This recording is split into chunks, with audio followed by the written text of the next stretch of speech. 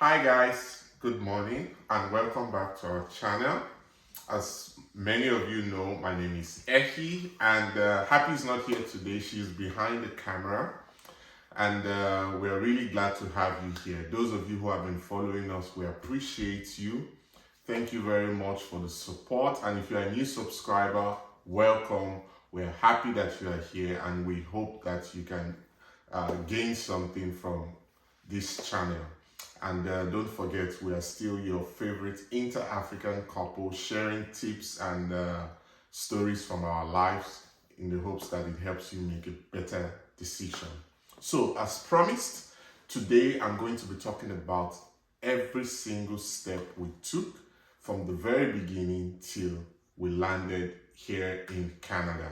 As many of you already know, we arrived in Canada about a month ago as permanent residents. We applied through the Express Entry Federal Skilled Worker Program and we got selected. So I just wanted to share the steps we took, and then hopefully it will help you, those of you who are thinking of doing the same thing. So that's what we're going to do today. Let's get into it quickly. Okay, step one. So as soon as I decided that we wanted to move to Canada through the Federal Skilled Worker Express Entry Program, the first thing I did was to check our eligibility. And that will be the first link in the description box. You click on this link and you check what your potential score would be if you were to get into the pool. The link would bring you to a page on the Canada website, on the Canada immigration website, and ask you for some vital information about your education, your work experience, your language score. When you get to language score, you want to assume your score because you have not written the language test, right? So you want to assume, okay, in reading I will score 8, in writing I will score 9. You put in the score like an assumption, and then it would ask you for work experience. And please, if you don't have Canadian education or Canadian work experience, please don't claim it.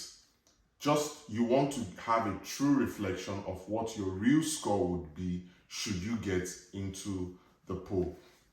Now, if you're a couple, you want to try with yourself as the primary applicant and then your spouse as supporting, and also try with your spouse as the primary applicant and yourself as supporting.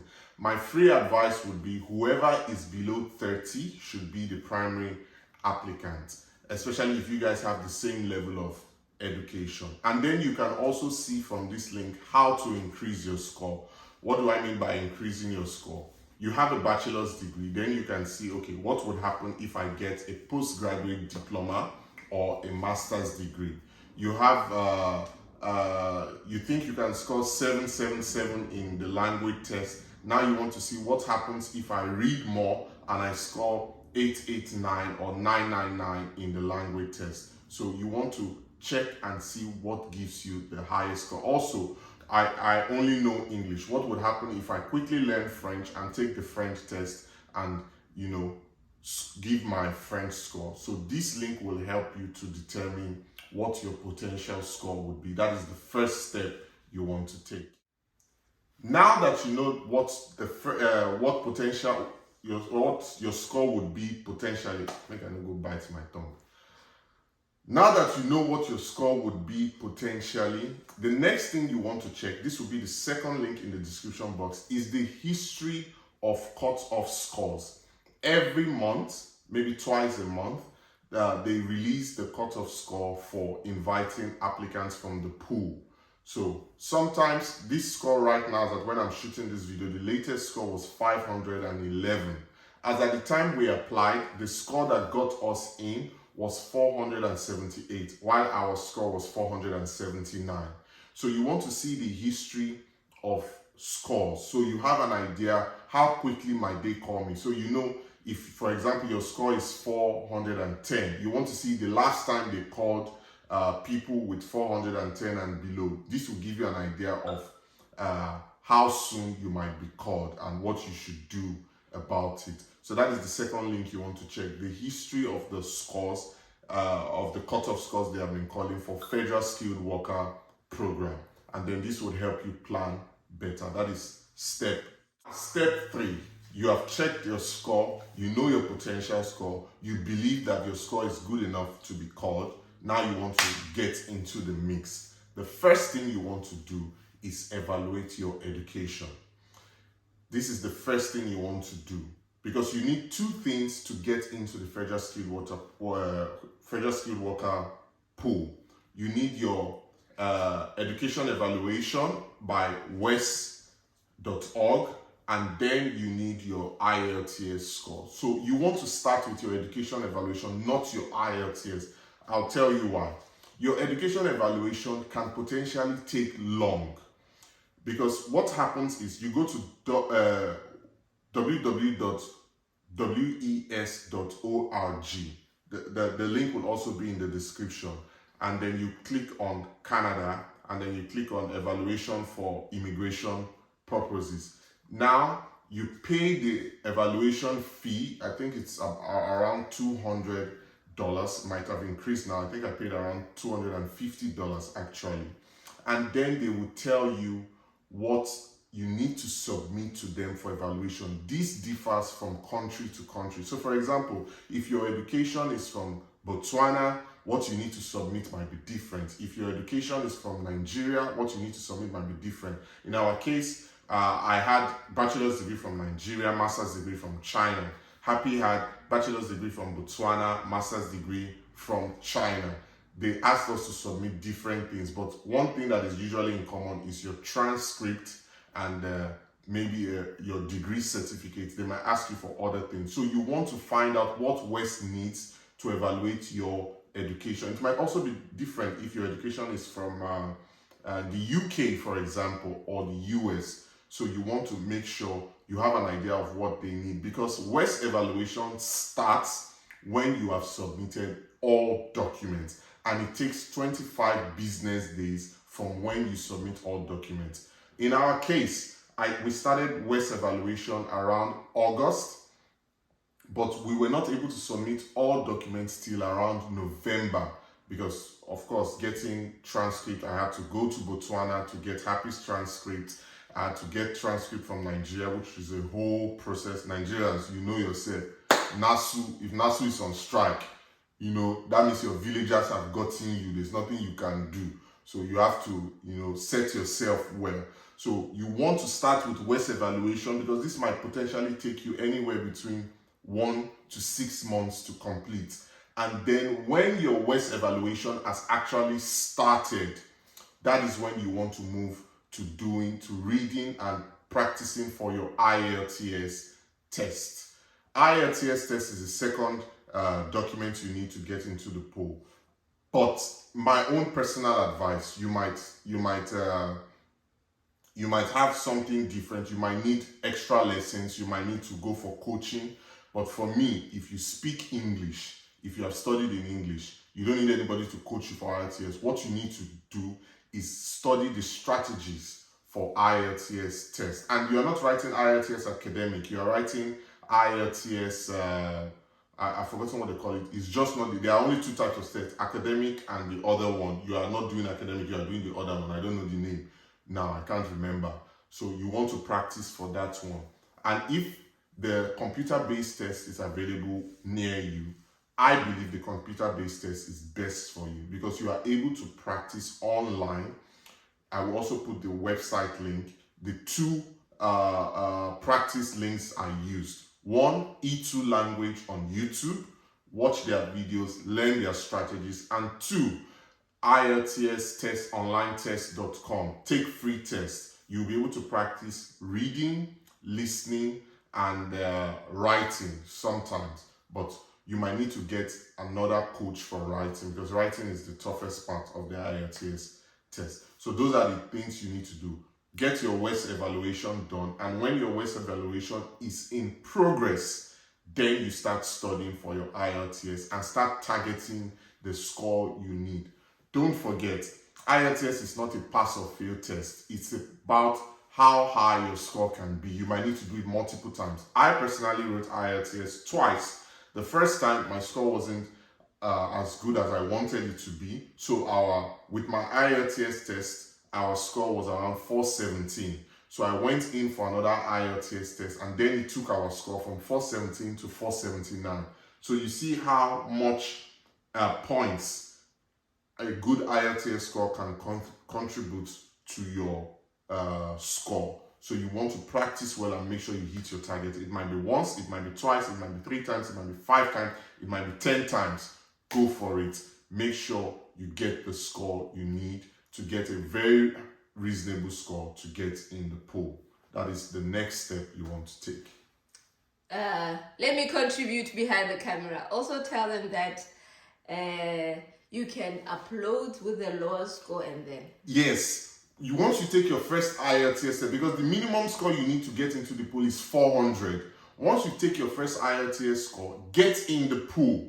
Don't wait. Get in the pool and continue taking IELTS tests till you can get one that will increase your score. I will tell you why you need to get in the pool immediately later, okay? No matter what, as long as your score is more than 400, get in the pool. That's what I did. We got in the pool with 417 while I continue to practice for IELTS. Now that you are in the pool, let's assume you are in the pool, you have gotten the IELTS score you need. Now, let's assume your score is very high. For example, your score is 500 now. You are in the pool with a great IELTS score. Maybe you have some French tests also you attached to it. You married a brilliant, wonderful wife like I did. She has a master's degree. She also did IELTS. Everything is working together for your good. Now you have gotten your 500, and then they announced cutoff points of maybe 490. So you are sure that you have been called up. You will get an email. You want to make sure the email you use for your registration is not a crowded email. You get an email that says you have been invited to apply for permanent residence in Canada. Now you have this. In fact, you can take a breather now because the job is basically 80% done, I would say. You have been invited to apply. Now it's time to package your application. Remember when I said you shouldn't claim what you don't have? You shouldn't claim Canadian education if you don't have it. You that went to do an online course, they gave you one online course, they say it's from Canadian school. You now use that one to claim Canadian education. Don't try it. If you didn't go to an actual university that is designated to receive international students and do a qualifying course, do not claim Canadian education, because this is the time when you will submit all the evidence of everything you have claimed. Your education, your language, IELTS, your work experience with reference letters from your company. There are information that should be in those reference letters. How many hours you work. It must be a full-time work. So meaning at least 35 to 40 hours per week. How much you were paid, how long you work, your roles and responsibilities. And these roles and responsibilities must align with your NOC code. NOC code is the job you chose to be your main job. Let me explain that part. For example, you started your career as a teacher and then you transitioned into being a finance manager. Now, they will ask you to choose your NOC code. Your NOC code is the work experience you want to claim as your main work experience, where you have at least 1 year work experience. Now, if you choose teacher, that means teacher is your main work experience. You want to make sure that that NOC code aligns with the reference letter that comes from your teaching job. So the roles and responsibilities, you want to read it and make sure whoever is providing you that reference letter, the roles and responsibilities matches what they say you did. So for example, you are a teacher, you wrote, you design lesson plans, give classes, grade students, meet with parents. You want to make sure all those things are in your NOC code. But also you would provide a reference letter for your other experiences, but they will focus on the one you chose to be your main career. So please, you want to make sure all those documents are aligned. And this is the point where they will also ask you for your medicals. So you want to go and get your medicals done. There are designated laboratories or hospitals for you to do these medicals in different countries. There is a list on the Canadian immigration website, depending on which country you're from. You do your medicals, they upload your medicals directly. You upload the slip you get from the hospital. So you want to submit all necessary documents. Now, this is where you want to over submit documents. Don't wait for them to come and ask you that something is missing from your file. Any possible document, and this is also the point where they will ask for your proof of funds. You need to show some money in your bank account, depending on if you're single, you are with your spouse, or how many children you have. Now it's also the time you want to submit the evidence that you have this money. And my brothers and sisters, you cannot just take one lump sum money, hit it in your account, and submit your bank details. No. You want to explain the source of that money. So it's either you submit a salary account to show that this is your savings over time, or if you took a lump sum and it's a gift from your family member, you want to attach what they call deed of gift.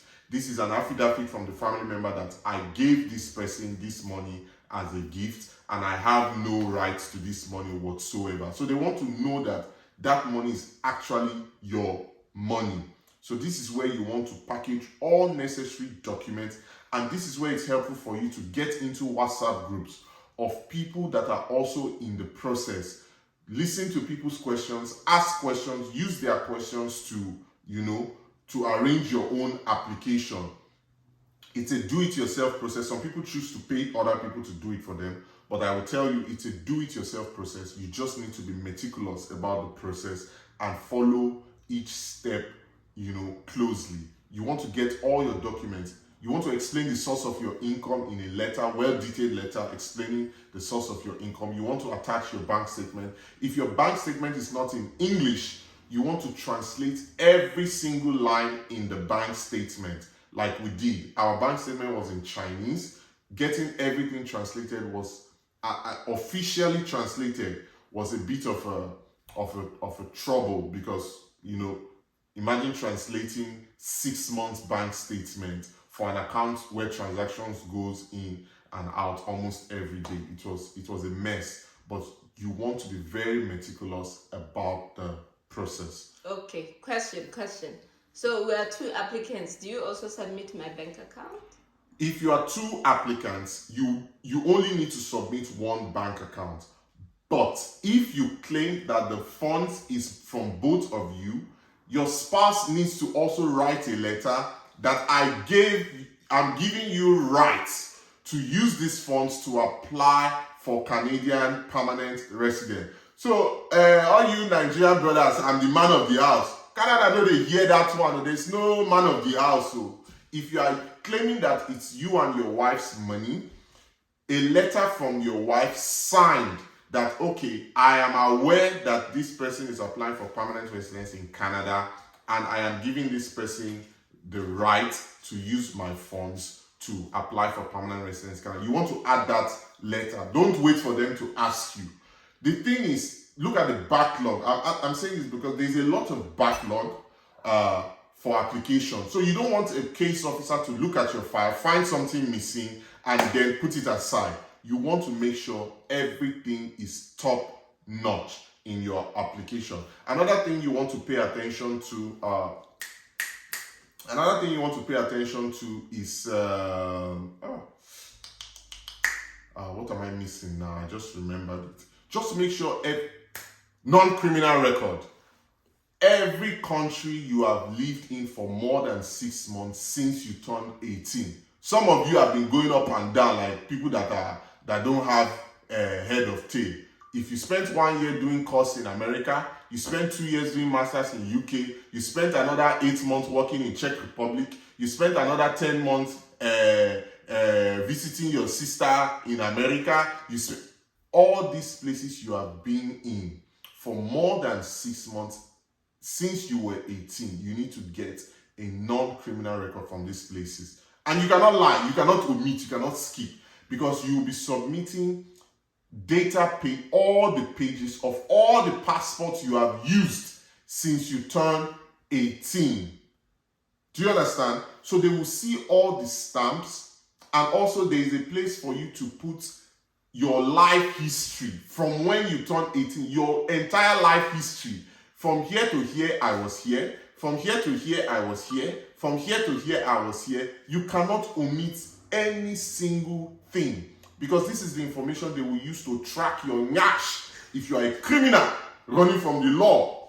So you cannot omit anything. So you need to make sure you have started gathering these documents before, because when you are invited to apply, you only get 3 months to submit your application. So you want to gather all these things. That you see that non-criminal record. For example, for me, I lived in Nigeria and then I lived in China.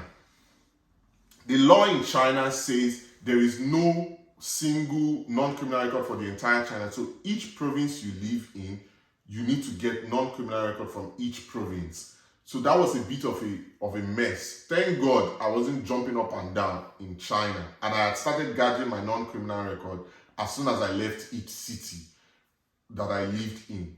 If you didn't do it, you want to start gathering it now. Don't let your villagers get you. You understand? If you see you that you have burned bridges, maybe you studied in Ukraine. You studied in Ukraine, for example. They have bombarded the whole Ukraine. That one you will need to now write a letter to say, I cannot get non-criminal record from Ukraine because they have bombarded the whole Ukraine. You understand? So any letter you cannot get or any document you cannot get, you need to explain in detail why you cannot get it and what alternative you are providing in place of that letter. For example, my first job in China, the school I worked for was taken over by the government. So officially the school no longer existed.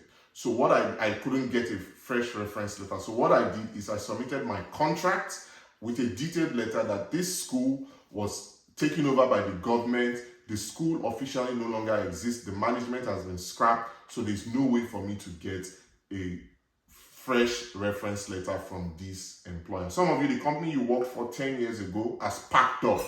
That is the kind of explanation and any evidence you can provide that this company no longer exists. So it might be emails from HR. Some of you, you worked for the devil. The HR will say, lie, I cannot provide you a reference letter. You want to make sure you get that in writing and print it and submit that. The HR says it's company policy, they don't provide reference letters. So I had to get a reference letter from a colleague, from a former colleague, like that. So you want to make sure your application is well packaged. That is all I want to say. Now you have beaten your villagers, you have overcome your villagers, you have packaged your application, you have submitted, you are set. Now you are waiting for a response. Abi? COVID time, normally the length of time they take to evaluate you is 6 months. But with COVID, for example, for us, it took almost 24 months. So you are waiting in the pool. But one thing you want to remember, your medicals is only valid for 12 months from the day you did medicals. Now you are waiting in the pool, your application has taken over 12 months. Canada usually will not approve an application that is complicated. One thing that complicates your application is expired medicals. So pay attention to the expiry date of your medical. This is what we did. So I'm not talking from them say. The expiry date of your medical has passed. Wait 1 or 2 months. You still haven't heard from them. Don't wait for them to call you to go and do medicals. If you have the money, because it costs money, you are paying extra money, go do a fresh medicals and submit through a web form and say, I don't want my application to be complicated. I know my application, my medicals has expired, so I'm submitting a fresh medicals to be added to my application.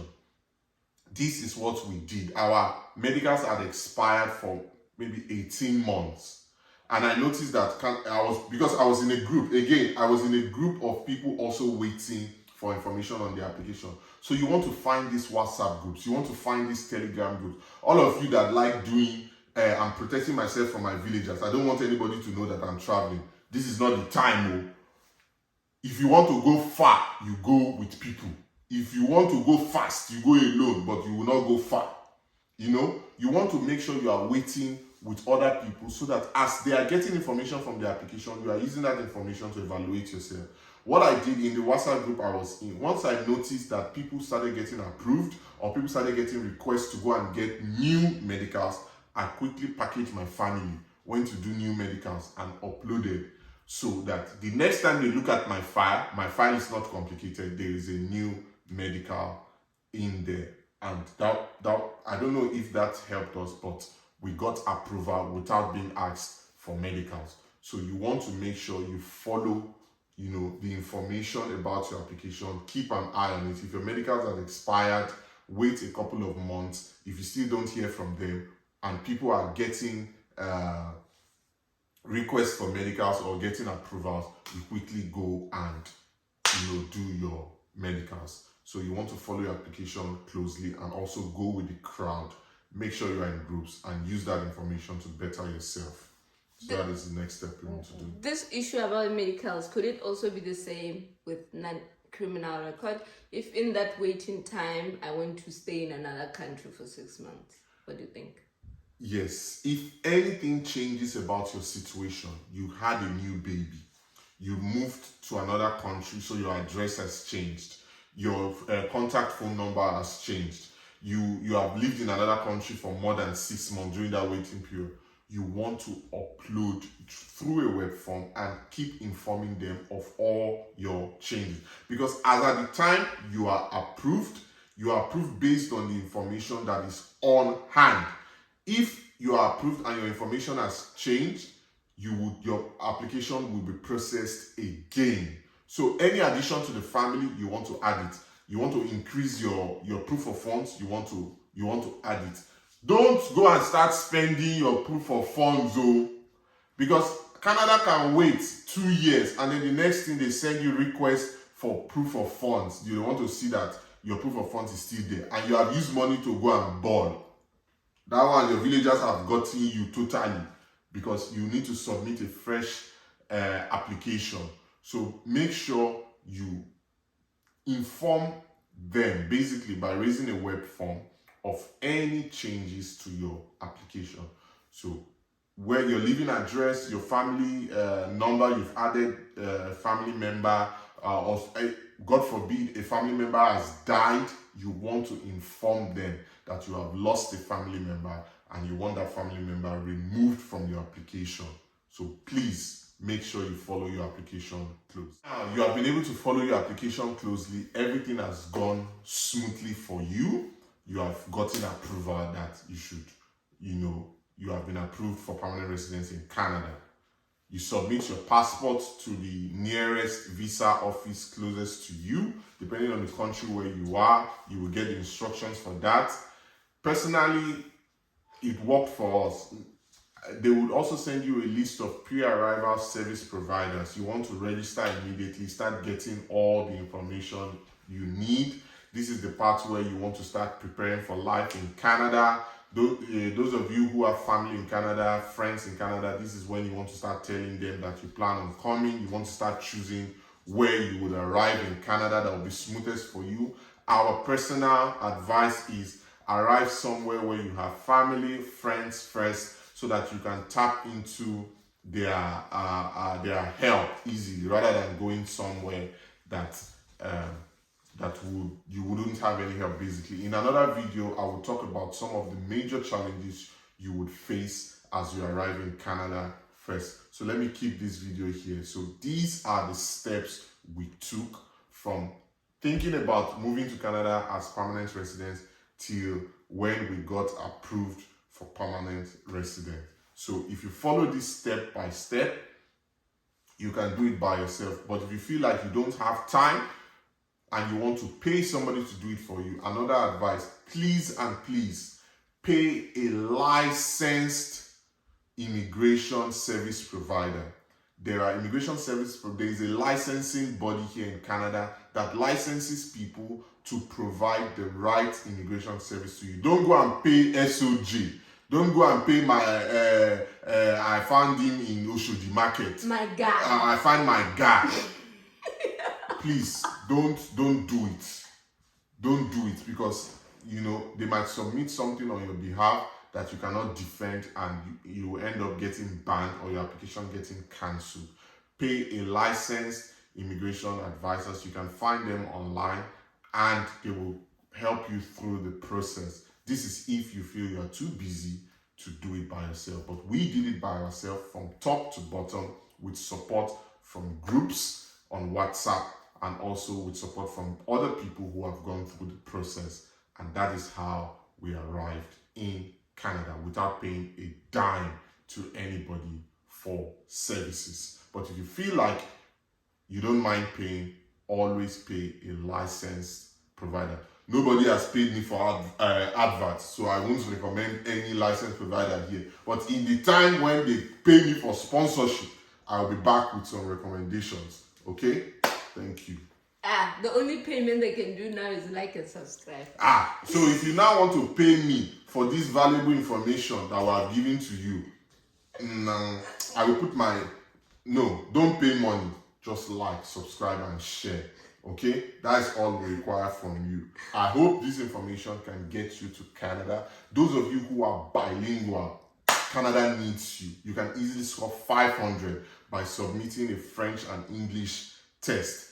If you are below 30, Canada needs you because you lose about 20 points from 30 and above. So Canada needs you. If you are below 30, you have a master's degree or PGD, and you have at least 3 years of work experience, you can easily score 490, 500. If you are bilingual, you can easily score 500. And in whatever case, whatever your score, remember I said you should get in the pool with whatever score you have. The reason is because there are provincial nominations who will go to the federal pool to go and pick people. So while you are in the federal pool, you can also look into applying for provincial nominations. Provinces like Saskatchewan, Alberta, Nova Scotia, Manitoba, New Brunswick. These provinces have their own special program, and their requirement is almost always that you have a federal skilled worker profile. So if your job or the NOC code you claimed is part of what they are lacking, they can come and pick you from the federal skilled worker and just add 600 points automatically to your application. So don't forget, get in the pool as long as your score is 400, and then you can start working towards provincial nomination. Okay? So that is why you should get in the pool while you are trying to improve your score. And don't forget also, your profile in the pool will be valid for 1 year.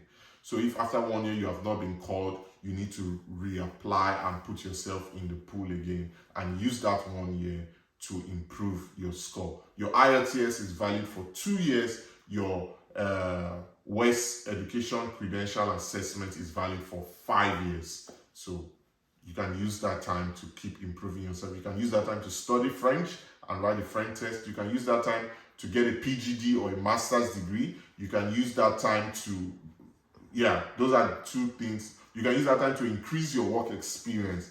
So these are the 3 things that can increase your score. You cannot do anything about your age. You cannot reduce your age. You cannot reduce your age. You cannot do anything about your age. But you can do something about your years of work experience, your language ability, and your education. These 3 things can increase your score. So I wish you all the best, and I hope Canada needs people. They need you. As much as you feel like you need them, they need you more. So get in the pool. I believe in you. You can do it. We did it ourselves. I'm not really a smart guy. All I know is people. I know a lot of people, people. I can get information from people. You also can get people. Stop working in secrecy. Stop running in the dark. I know you like to do things by yourself, but please, a blind person cannot lead a blind person. Get connected with people. Get connected with people who are in the process. Get connected with people who have completed the process, and they will be your best guide. So I hope to see you in Canada. Bye, guys.